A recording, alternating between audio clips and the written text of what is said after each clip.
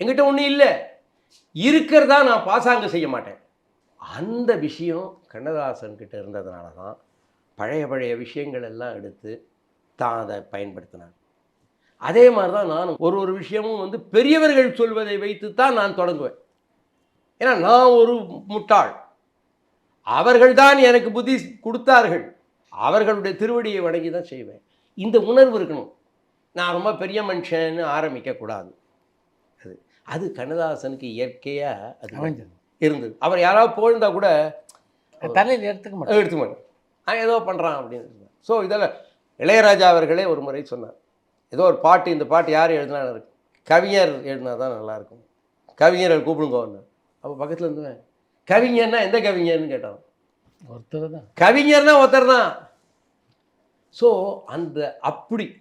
அப்படி வந்திருக்கு ஒரு கட்டமைப்பு நம்ம தமிழ்நாட்டில்.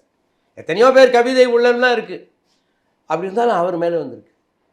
அது போல தான் அவர்கிட்ட இருக்கக்கூடிய அவரை நான் இதில் தான் பாட்டிருக்கேன். ஒரு தடவை ஆஸ்திக சமாஜத்தில் பேச வராரு, நான் முன்னாடி உட்காந்துருக்கேன்.